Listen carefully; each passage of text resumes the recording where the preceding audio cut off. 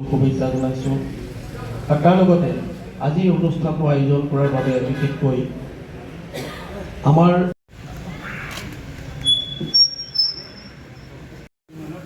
আমি আগন্তুক নৱবৰ্ষ ইয়াৰ মাজতে আমাৰ মাজত উপস্থিত আছে ডাঙৰীয়া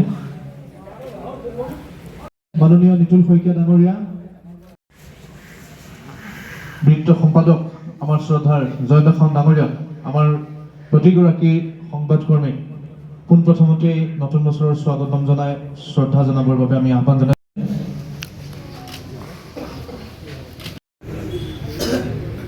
আমাৰ মাজত উপস্থিত আছে উদীয়মান সাংবাদিক পাৰ্থ শইকীয়া। ইয়াৰ পিছতে জয়দখন ডাঙৰীয়া,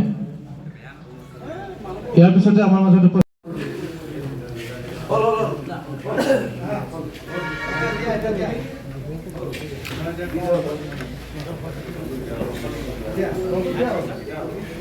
সংখ্যক সংবাদকৰ্মী, কাৰণ বানৰ দুৱাৰ পৰা লখিমপুৰলৈকে প্ৰায়খিনি সংবাদকৰ্মীক আজি ইয়াত আমি দেখিছোঁ, একেলগ হৈছোঁ আমি। সেইকাৰণে কৈছোঁ যে জিলাখনৰ অধিক সংখ্যক সংবাদকৰ্মী আজি উপভোগ কৰিব পাৰিব, চাব পাৰিব বা অনুষ্ঠান অনুষ্ঠিত কৰিব পাৰিব। বতৰ দবা আমাৰ স্থানৰ পৰা গাঁৱত কালি অতি আটক ধুনীয়াকৈ সজাই পৰাই অসমৰ ৰাইজৰ বাবে উৎসৰ্গিত কৰিছে ভাৰতবৰ্ষৰ গৃহমন্ত্ৰী অমিত শ্বাহ ডাঙৰীয়া। আৰু বহুতো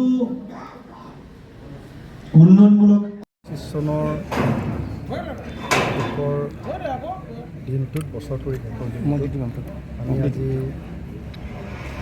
লখিমপুৰ জিলাৰ বিভিন্ন প্ৰান্তৰ সাংবাদিক বন্ধুসকলৰ লগত মত বিনিময় কৰিলোঁ। অসম গণ পৰিষদৰ ৰহানগী সমষ্টি আৰু লখিমপুৰ জিলাৰ উদ্যোগত মত বিনিময় অনুষ্ঠানটো ইয়াত অনুষ্ঠিত হ'ল। লখিমপুৰ জিলাৰ বিভিন্ন প্ৰান্তৰ সাংবাদিক বন্ধুসকলে অংশগ্ৰহণ কৰিলে। তেখেতৰ লগত আমি মনৰ ভাৱৰ আদান প্ৰদান কৰিলোঁ।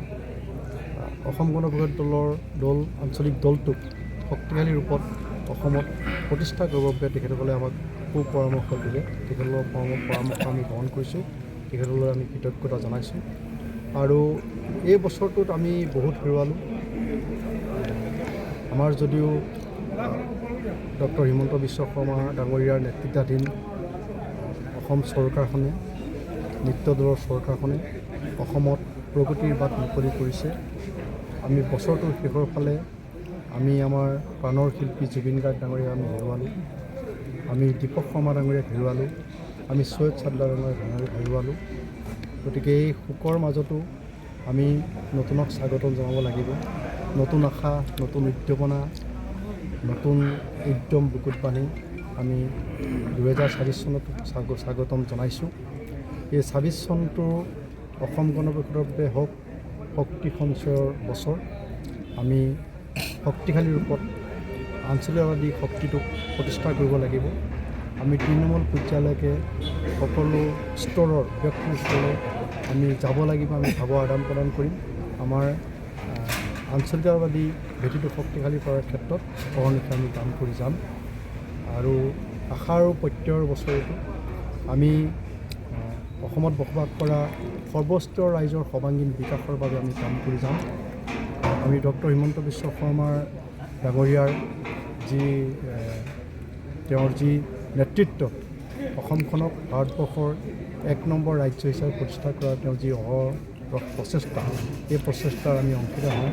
আমি ৰঙানদীবাসী ৰাইজকো, লখিমপুৰ জিলাবাসীৰ সমূহ ৰাইজক, সৰ্বস্তৰ ৰাইজক, ইয়াত বসবাস কৰা সকলো ধৰ্মাৱলম্বী লোকৰ সকলো স্তৰৰ ৰাইজক তেখেতৰ যি সপোন, মিত্ৰ দলৰ চৰকাৰখনৰ যি সপোন, যি আশা, এই আশাত তেওঁলোকে বাট বোলাওক, তেওঁলোকৰ অংশীদাৰ হওক।